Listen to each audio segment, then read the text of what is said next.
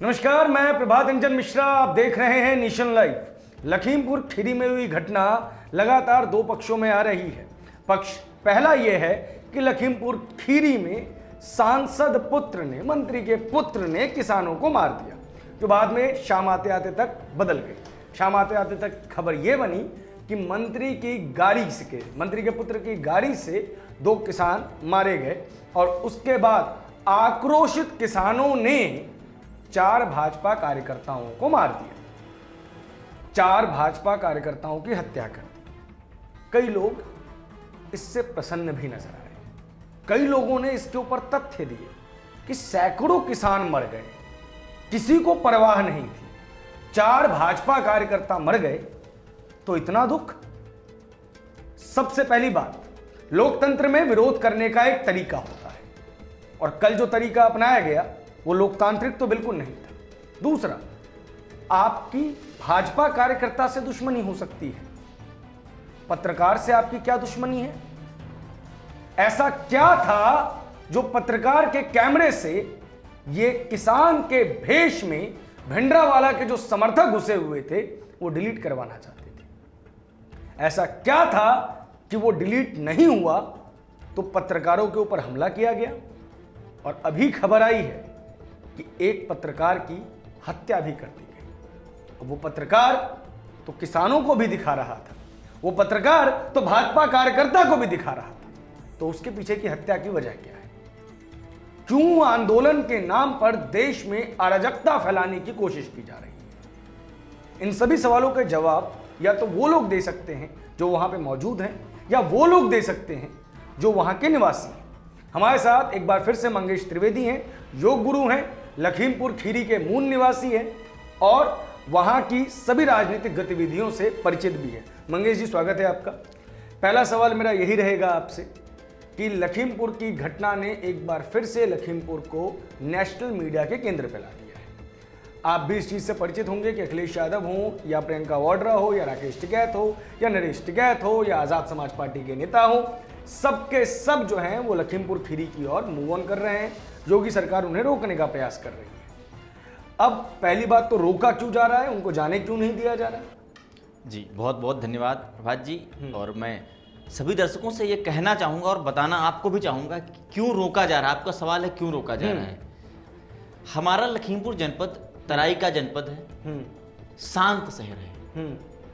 ये जो लाशों की राजनीति करने वाले लोग जो जा रहे हैं वहाँ, जो धमकियाँ दी जा रही हैं, आप जानते हैं पंजाब वर्तमान समय में बहुत अशांत प्रदेश है, पाकिस्तान की सीमा से लगा हुआ प्रदेश है। आप नैरेटिव को समझिए और इसके पीछे की क्रोनोलॉजी को समझिए। लगातार वहाँ पे ड्रोन के माध्यम से हथियार और ड्रग्स गिराए जा रहे हैं। माननीय केंद्रीय गृह राज्य मंत्री जी देश की आंतरिक सुरक्षा व्यवस्था की रक्षा करते हैं। आप समझने का प्रयास करिए, आप सब लोग इस चीज को देखने का प्रयास करिए कि क्यों गृह मंत्री के ऊपर हमला करने का प्रयास किया जा रहा है, क्यों गृह मंत्री की जनपद को धमकी दी जा रही है कि पंजाब से किसान बुला करके जनपद को मेरे बंधक बनाया जाएगा। क्यों वहां के प्रधानमंत्री, क्यों वहां के मुख्यमंत्री चन्नी जी अपना हेलीकॉप्टर निजी लेकर के लखीमपुर की राजनीति करने आ रहे हैं, जबकि बस्तर में मैं आपको बता दूं छत्तीसगढ़ राज्य में पुलिस की गोलीबारी से मई में 4 किसान मरे थे, आज भी उनकी डेड बॉडी रखी हुई, वहां प्रियंका गांधी और ये चन्नी जी क्यों नहीं पहुंच रहे हैं?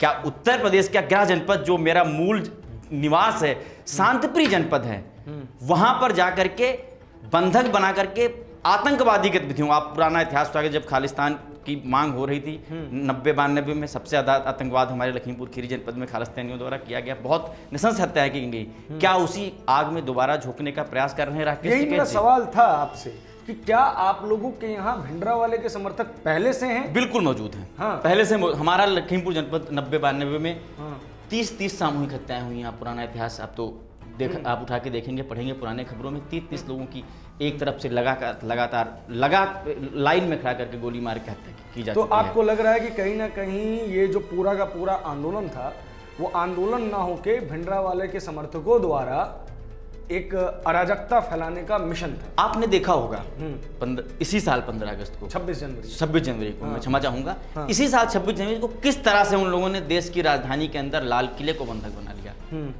जब वो लाल किले को बंधक बनाने की क्षमता रखते हैं तो क्या केंद्रीय, और वो उन्हीं चीजों पे करते हैं। कल भी ये बात मैंने आपसे कही थी, उनका पूरा का पूरा प्लान था कि केंद्रीय गृह राज्य मंत्री जी के बेटे की हत्या कर दी जाए ताकि वो सनसनीखेज मीडिया बने, और जो उनका बुझता हुआ चिराग है आंदोलन के नाम पर, जो वो राजनीति की रोटियां सेंक रहे हैं, वो दोबारा से जलने लगे। खीरी के लिए एक चीज कही जाती है कि वो उपजाऊ क्षेत्रों में से एक है। मैं आपसे पूछना चाहता हूं कि आपकी भाषा अवधी है, वेस्टर्न यूपी का ही भाग है। वेस्टर्न यूपी में किसान आंदोलन, अगर आप लोगों की माने भी कि बुझता हुआ चिराग है, तो वहां पे तो कम से कम जल रहा है।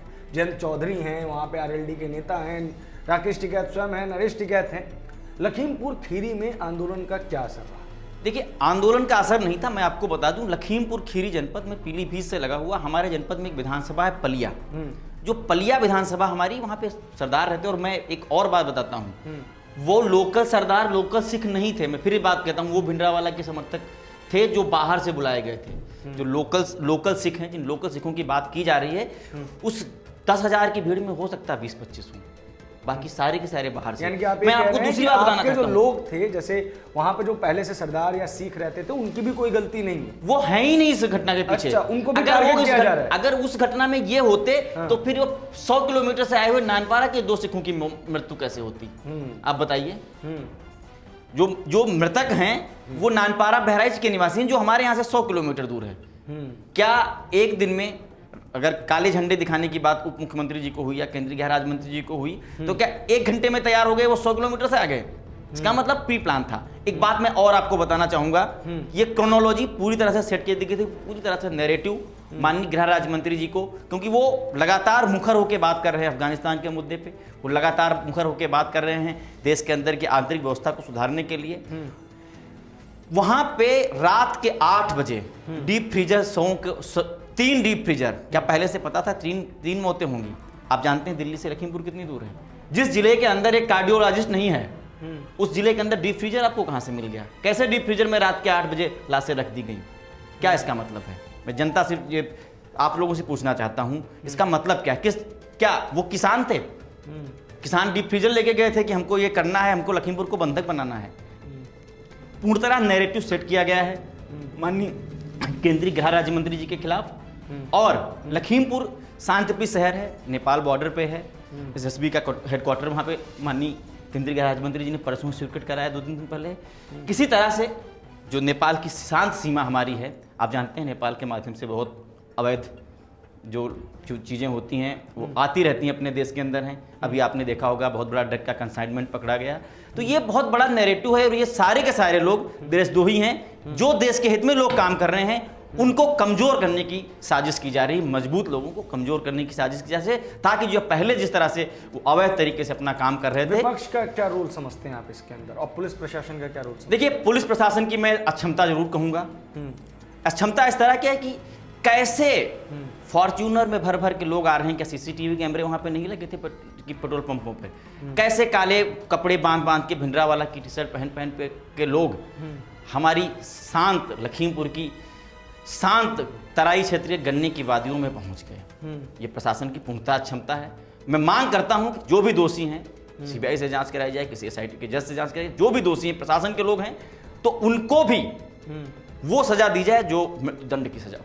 मंगेश जी, एक बहुत बड़ी समस्या मेरे को लगती है इस देश के अंदर, और मैं पिछले 1.5 सालों से इसके ऊपर बोल रहा हूँ, अपराधों का वर्गीकरण होना। पहले हम जीवित आदमी जो थे ना, वो जातियों में बटे हुए थे। अब तो मृतक और मृतक की जाति भी बेहद महत्वपूर्ण हो गई है। पूरा का पूरा जो विपक्ष है वो कहीं ना कहीं पहुंचा है किसान आंदोलन में। जिन जो हत्याएं हुई हैं, जो उनका एक पक्ष है कि आंदोलन में जो हत्याएं हुई हैं वो लोकतंत्र की हत्या है, और आप लोगों का पूरा पक्ष है कि भाजपा के जो कार्यकर्ता हैं उनकी हत्या हुई है। क्या अब हत्याओं के लिए ये देश आंसू जाति देखकर, लोग देखकर बहाएगी? मैं कुछ कहना चाहूंगा इस पे, बिल्कुल नया विषय है। अगर वो हत्याएं हैं तो पोस्टमार्टम क्यों नहीं होने दे रहे? कैसे आप हत्या कह सकते हैं? जब तक पोस्टमार्टम नहीं होता तब तक आप कैसे कह सकते हो हत्या हुई है?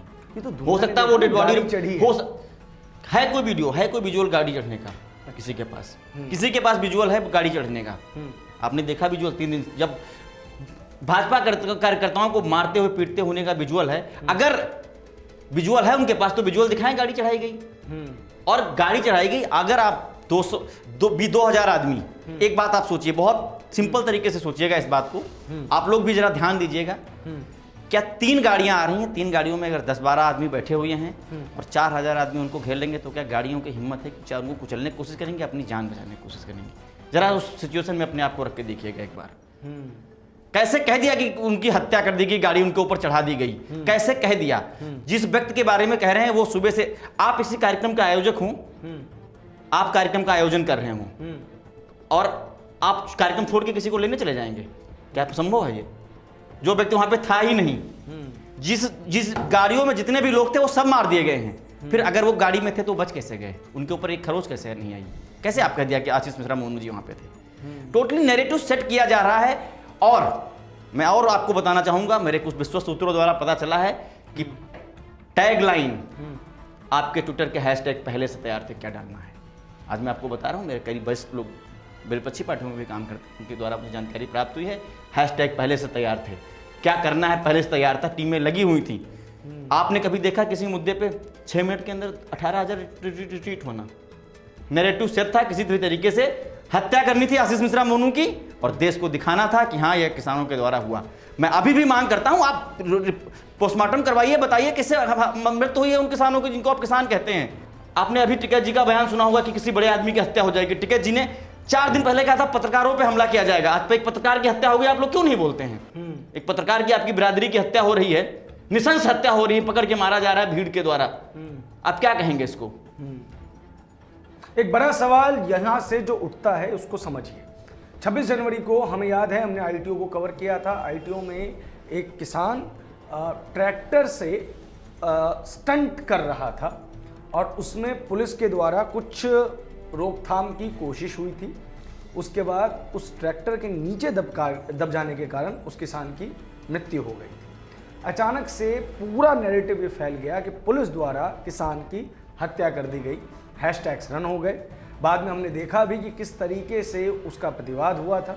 मीडिया को भी जाने पर पाबंदी थी। इंडिया टुडे जो कि एक बहुत बड़ा ग्रुप है, ये मेरी आंखों देखी चीज़ है कि उनके बड़े पत्रकार हैं राजदीप सरदेसाई, वो जब आईटीओ से आगे की तरफ मूव ऑन कर रहे थे तो पुलिस ने उनको चेतावनी दी थी कि अभी आपके साथ बदतमीजी हुई है, अगर कुछ हो जाएगा तो हम क्या करेंगे, हमें भी ऊपर जवाब देना है।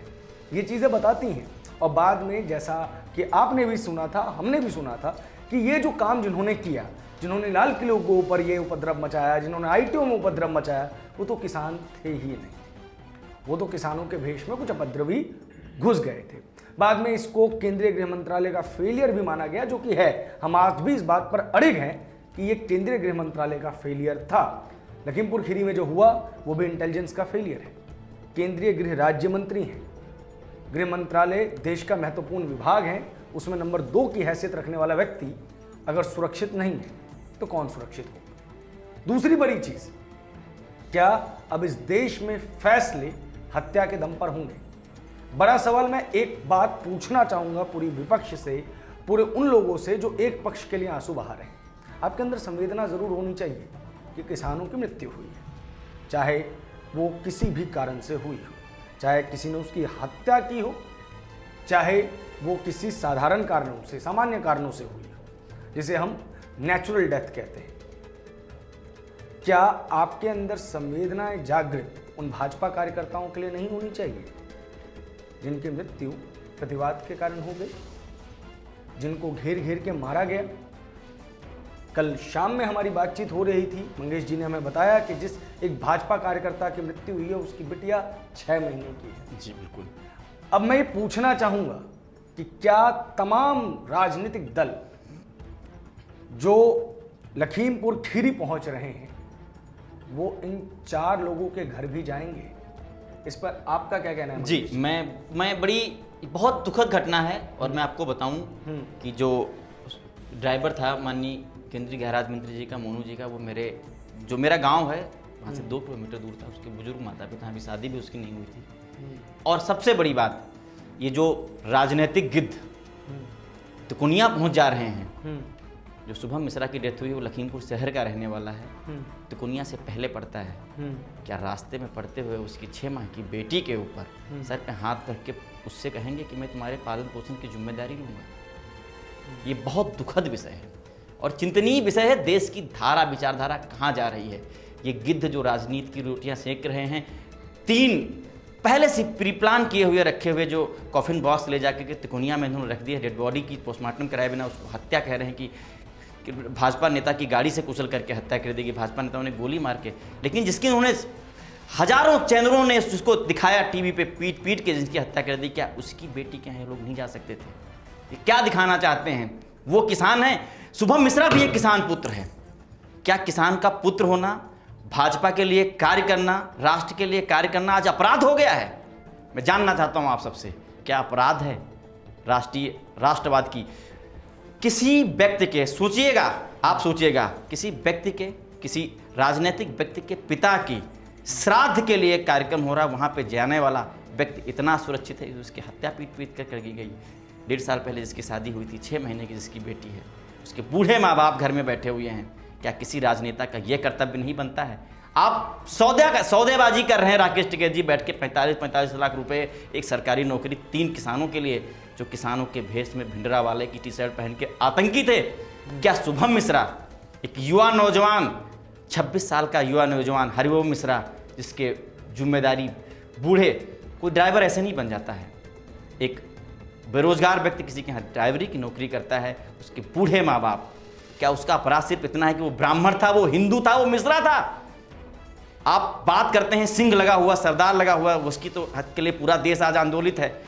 क्या किसी भाजपा नेता के लिए भी नहीं, किसी भाजपा नेता ने भी अभी तक ये आवाज नहीं उठाई है? मैं मांग करता हूं आपके चैनल के माध्यम से राष्ट्रीय नेताओं से कि जो 45 लाख रुपए और एक सरकारी नौकरी दी गई है किसानों के नाम पे, जो अपराधी थे, आतंकवादी थे, वही हम जो भारतीय जनता पार्टी के जो कार्यकर्ता मारे गए हैं उनके लिए भी, और जो पत्रकार बंधु हमारे अमन कश्यप जी की डेथ हुई है, उनके लिए भी वही मांग करता हूं। मैं एक मांग और करता हूं, ऐसे व्यक्ति से करता हूं जो अपने आप को भावी मुख्यमंत्री उत्तर प्रदेश का समझता है, अखिलेश यादव, युवा नेता।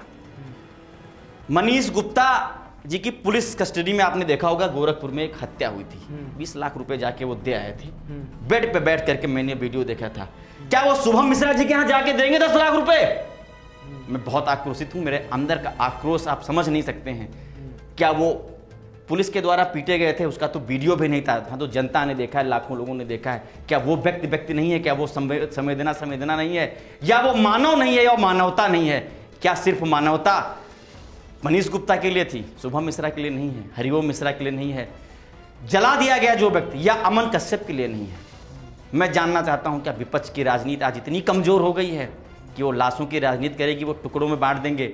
मैं तो मानता हूं कि मेरे लिए 9 के 9 मृतक बराबर हैं, लेकिन वो उनके लिए सिर्फ 3 मृतक हैं, और जो मारे गए हैं, जिनकी हत्या की गई, वो उनके लिए कोई मायने नहीं रखते हैं। मृत्यु होती है, चाहे किसी की भी हो। हमने पहले भी कहा कि चाहे वो किसान थे, चाहे वो किसान के भेष में भिंडरावाला के समर्थक थे, जैसे भाजपा के समर्थकों का कहना है, चाहे वो कोई आम इंसान थे, उनकी मृत्यु भी मृत्यु है। तो भाजपा समर्थकों की, पत्रकारों की मृत्यु भी मृत्यु है। मृत्यु को अलग अलग तराजू पे मत तोलिए। इस देश को जातियों के नाम पे बहुत पहले बांटा जा चुका है। अब कम से कम मृत्युओं में जाति, पार्टी, लिंग का भेद ना कीजिए, वरना कहीं ना कहीं हम एक ऐसे समाज की स्थापना कर देंगे जो सिर्फ और सिर्फ खुश होगा, और वो खुशी राक्षसी होगी, जो दूसरों की मृत्यु पे प्रसन्न हो। तो कल वो हंसेंगे, और शायद आने वाले कल में दूसरे व्यक्ति का नंबर आएगा। लेकिन ये बात सत्य होगी कि जब जब व्यक्ति रोएगा, दूसरा व्यक्ति हंस रहा होगा, और जब जब व्यक्ति हंस रहा होगा, तो कोई ना कोई दूसरा व्यक्ति रो रहा होगा। इस वीडियो पर आपकी क्या प्रतिक्रिया है, कमेंट बॉक्स में जरूर बताएं। देश और दुनिया की सभी बड़ी खबरों के लिए हमारे साथ बने रहें। धन्यवाद।